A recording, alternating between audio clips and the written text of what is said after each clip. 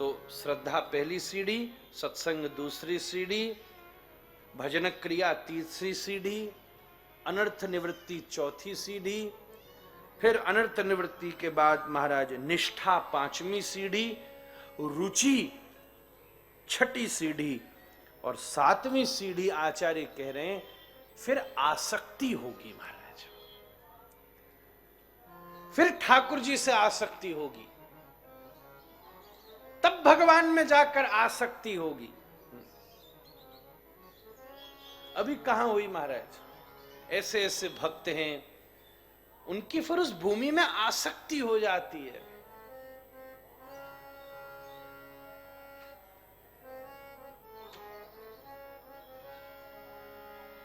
चतीपुरा में गुरुदेव ने आज्ञा दी, जाओ जाओ श्री गोवर्धन नाथ का प्रचार करो सब जगह जाके। इतना रोए, रहा नहीं गया, और फिर गिरिराज जी की सीमा पर खड़े होकर दोनों हाथ उठा करके पुकारा ठाकुर जी को, तुम बिन रहो न जाए गोवर्धन वासी सांवरे,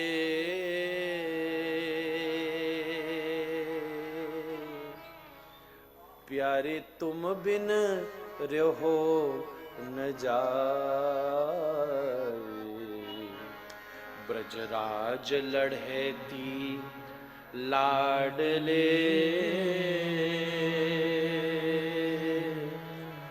प्यारे तुम बिन रहो न जाए। और महाराज जैसे ही पद पूरा हुआ तो गोवर्धन नाथ ने प्रकट होकर दर्शन दिए। ब्रज के संत कहते ये पद नित्य गान किया जाए तो असंभव है, जीवन में एक बार ठाकुर जी जरूर दर्शन देंगे महाराज, पर उस आसक्ति के साथ गाओ तो महाराज। ब्रजराज लड़हेती लाडले, प्यारे तुम बिन रहो न जाए,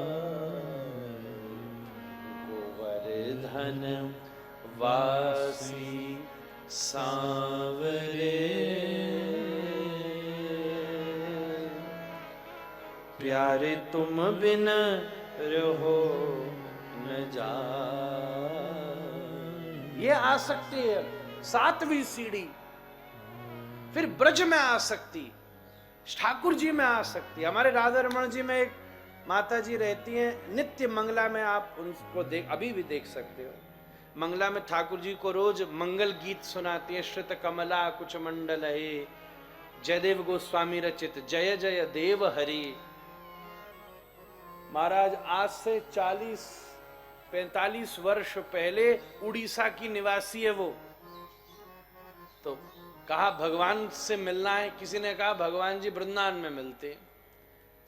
अब आई वहां से, उस जमाने में पैदल आई, वहां उड़ीसा से आई वृंदावन पहुंची, पूछा कहाँ मिलते, किसी ने कह दिया राधा रमण जी में मिलते हैं। तो राधा रमण जी पहुंची। महाराज ऐसी उसकी आसक्ति है, माथुर जी आप आओगे कभी मिलाऊंगा। आज 40 वर्ष हो गए, वो श्री राधा रमण जी घेरे से बाहर नहीं गई महाराज, वो उतनी जगह से बाहर नहीं गई, वहीं रहती है, वहीं दिन भर भजन करती है, ठाकुर जी का प्रसाद पाती है, बर्तन मांज देती है, नित्य मंगला में जाके ठाकुर जी को उठाती है। लॉकडाउन में दर्शन बंद था तो बाहर बैठकर रोज दीप जला के ठाकुर जी को सुनाती। बोले तूने मुझे तो अंदर आना बंद कर दिया, अब तू ही बाहर आ। और एक दिन हमारी सेवा उत्सव चल रही थी, माथुर जी आप आया, आपने उसमें सेवा भी करी, खूब सुंदर बंगला बना।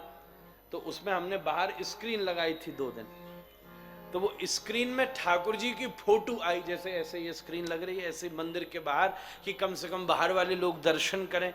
तो एक दिन सवेरे सवेरे जब सेवा का पहला दिन था और ठाकुर जी स्क्रीन पे दिखे, आहा वो फूट फूट के रोई, वाह लाला 4 महीना से मैं बाहर अकेले में बैठी, 40 साल का मेरा नियम, मैं आरती करती थी, मैं तो भीतर नहीं गई, आज तू ही बाहर दर्शन देने आ गया। ठाकुर जी ऐसे ऐसे भाव, ऐसी ऐसी आसक्ति वाले लोग हैं। ये असली है। दुनिया की आसक्ति भी नकली है महाराज, और कई बार ठाकुर जी में नकली आसक्ति भी फल दे देती है। देखना, दुनिया की असली आसक्ति भी लूट लेती है, और ठाकुर जी की नकली आसक्ति भी कई बार कमाल कर देती है। नकली, कोई नाम में हो जाए, कुछ हो जाए।